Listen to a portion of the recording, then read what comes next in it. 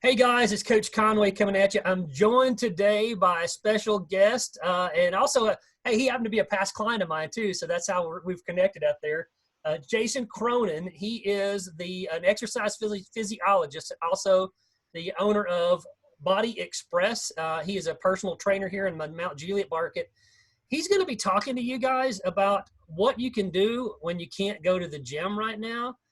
Couple of different levels out there. You know, if you're like me and somebody that's just trying to get in shape, some things that you could do with just stuff you have sitting around at the house. Some of you, may have a fitness ball, or you may have some resistance bands, and maybe just as simple as like some of the things he's going to share with chairs and stuff like that. So, Jason, welcome, man. So, tell me a little bit about how you got into being a personal trainer and what your background is.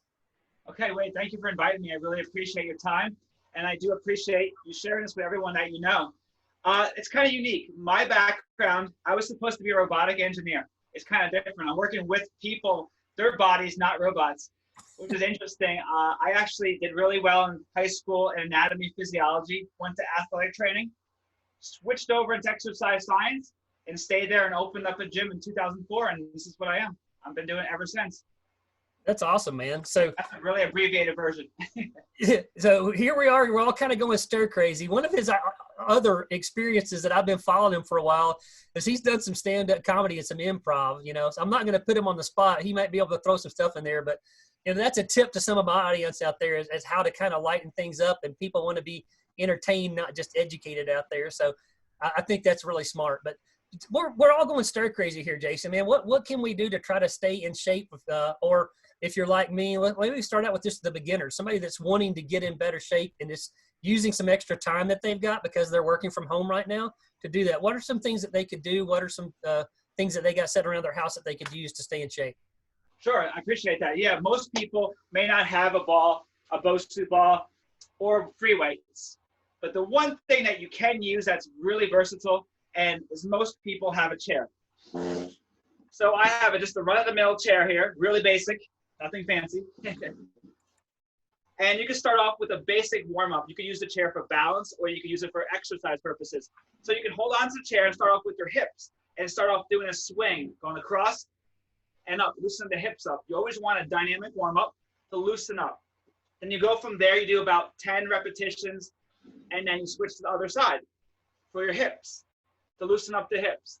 And then you can do a forward and backward movement. So you work in the front of your hip flexor to your glutes and lower back. Breathe in and out. And do about 10 to 15, switch to the other side. So you go forward and back. Breathe in, forward, and back. And that's a really modified version of it. Then you could also add in for your calves. So you want to add the calf raises, go up and then back down. Up and then back down. This is really basic, but if you want to make it a little bit harder, and in between commercials, you can sit down and reach for the sky. Sit down and reach for the sky. And that's giving you cardio, and it's also giving you resistance, and it's making it much more movement oriented. It's more functional. So it's not just like sitting there and just basically just doing like a bicep curl. You're actually moving your legs and using it at the same time. For the people out there that want to build up those chest muscles and their back and their shoulders, you can try a really good push-up. Put the chair against the wall. Put your feet out. Breathe in deep and out.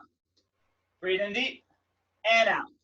But make sure you get your doctor approval before starting any exercise program, because we're just talking, you can get hurt if you do things that you're not familiar with or you're not used to doing. Another great one is a dip. Put back. Breathe in deep. Bend the knees if you need to. Breathe in and out. Breathe in and out. Always breathe out on exertion. So when you're going up, and if you're going down, you breathe in and breathe out on the way up. Same with a bench press. So if you don't have, for instance, a chair, you can do everything standing up, holding onto a wall like we just did. Most people have a chair though. Another good thing is if you don't have free weights at your house, is get your run-of-the-mill custom milk jugs or water jugs, whatever you have. The main thing is you can actually fill these up with water for whatever resistance level that you have. You can put no water to a full jug of water So right now is about a quarter full, and you can just sit there and do the exact same thing I just did. Down and up. You can make it even harder by down and curl. Down and curl. Or you can breathe in, down and up. Down and up. As you can see, my ceiling's kind of low here. But if you're in a house with a higher ceiling, I'm downstairs. And if you do get tired, you can drink some of the water and lighten your load. There we go. So you always stay hydrated. So most people do have milk jugs available, and that's variable resistance. You could change resistance. Another good tool to have around the house is also elastic bands. They come in different sizes and strengths. If you have a pole in your house, like for instance on your back porch or in your basement where I'm at now, you can put this around. You can breathe in deep and then pull. Abs in, back straight. Make sure your knees never go over your toes, and push your hips straight back. Breathe in and out. Breathe in and out. And do that 10 to 15 times, 3 sets. Different ideas. You can do that sitting down. You can do that standing. If, for instance, you want to use the band for arms instead of weights, or instead of the milk jugs, or soup cans, or whatever you have around your house, feet shoulder width apart, breathe in and curl. You can even squat down, breathe in and curl. So you can make all different movements with an elastic band. Have you used the bands, Wade? I just got the bands in. I'd had some cheap ones before, but they've been in the house too long, and they kind of dry rotted. So I just got some new ones in, and some of them are, they call them pull-up assist bands, and then other ones are just regular resistance bands. So I guess that's kind of my question. I haven't gone through and looked at the manual yet, but looks like there's a lot of different ways that you could use, some type of an anchoring device, like, put them under your feet, or like you said, have a pole out there. So that might, help me as some ideas of some things that you could do that are exercises if you guys might have bands to help out. So I appreciate that. Look, I do want to ask you a question a little bit about, different levels of fitness out there. So what's more important if somebody's just getting into this like myself, just setting a goal, what do you need to be doing? What's your time frame? How do you protect yourself against injury? Are you looking at flexibility for starting out, or is it, working cardio, or is it a little bit of a blend of both? It's actually a combination of both. So when you're first starting out, the main thing is a warm-up, like I was doing in the beginning. I always talk to people about doing a dynamic warm-up in the beginning, which would be your feet a little bit more than shoulder width apart and going side to side, making sure your knees never go over your toes, and doing a lot of movement, especially for golfers or athletes, or even the general person, doing a movement-oriented warm-up, about 5 to 10 minutes in the beginning of their workout. Then they get into their strength training, which could be work on the chair, with the weights, with the Bosu ball, physio ball. Do that a good maybe 20 minutes, and then cool down for 10 minutes with static stretching. Or you could repeat your warm-up for your cool down as well. For beginners, intermediate, and advanced. The more advanced you get, the more your intensity could increase. So for instance, if you're running a race and you're only walking in the beginning, and then next month goes by, you're able to jog. And then after that, you're training for 5K, then you're training for your half marathon, then a marathon, so you're more advanced. So it's progression, slowly build yourself up your intensity on your cardio. Same thing for your weight training. With weight training, you start light, do higher reps, and then eventually you could increase the weight progressively so that you get to a higher level and you're stronger. And then you can keep progressing. You can always add cardio in between your workout. So you can do a set of bicep curls, run a lap around the house. Then another set of bicep curls, run again. Then do a set of chest press, run around your house. So I have my clients right now working out at their homes, and I have them do an exercise and have them run around their backyard.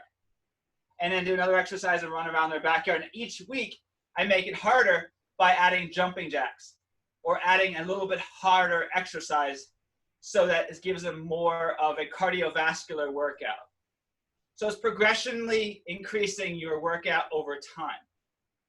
And you go at your own level. You don't want to go at someone else's level. Like your spouse might actually be a top athlete and you might be a beginner. You don't want to stay at their level, but they're a good encouragement to eventually get to their level. So, and that's something that you can help people ascertain. I know I'm getting started with you this week. You sent me over a fitness evaluation, what your goals are.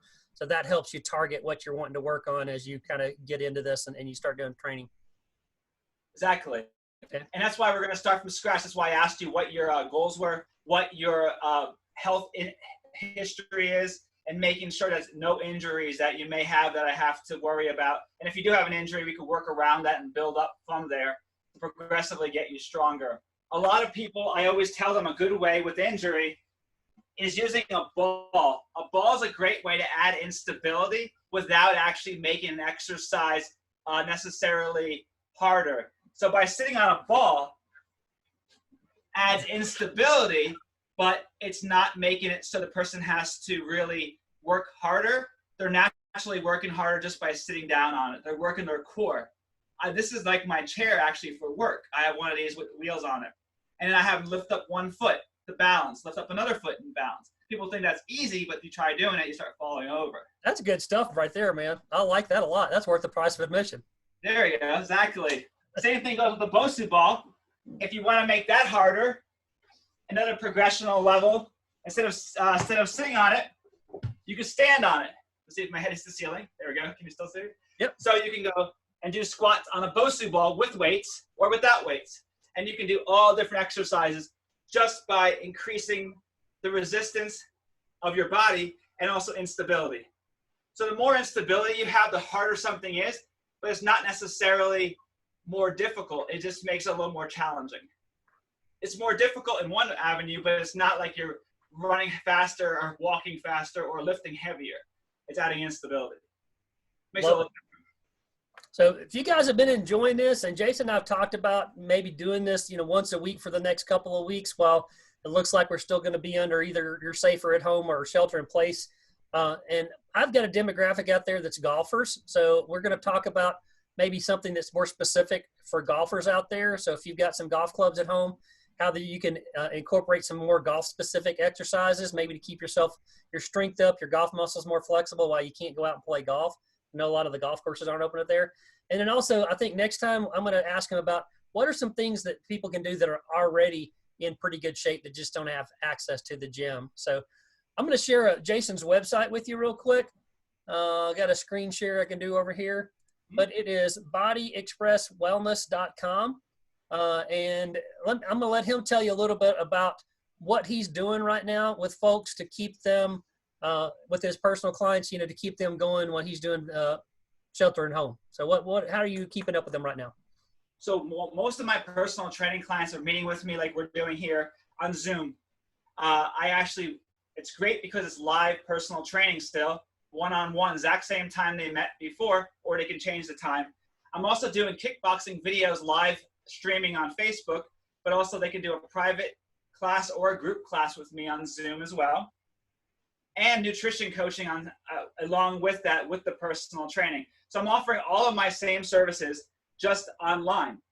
And if by chance things do change, I can eventually get my mobile gym out, my mobile RV studio, and meet them at the park or their house, or hopefully meet them one-on-one eventually. But right now we're doing everything virtually, but it's working out well. It's kind of weird talking to a computer, but at the same time, we're getting used to it. Right. It's a challenge. It's like being on TV. You're talking to a TV, basically, or an actual video camera.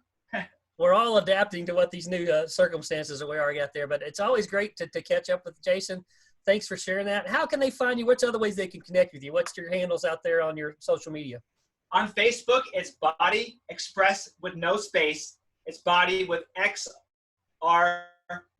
Body Express with no space and WS. On Facebook and Instagram, Body Express, both Facebook and Instagram, and also LinkedIn. I have a Body Express, which I think is the same. I don't use LinkedIn as much as Facebook and Instagram, but they can always contact me through those two main options as well.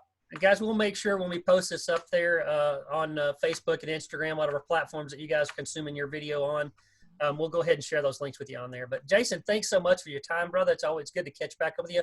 I know we talked about doing something like this during the healthy times when we're out and about, but I'm so glad that we got to talk today, man. Exactly, and I've begun to start putting in my house here. Just Oh, look at that, almost.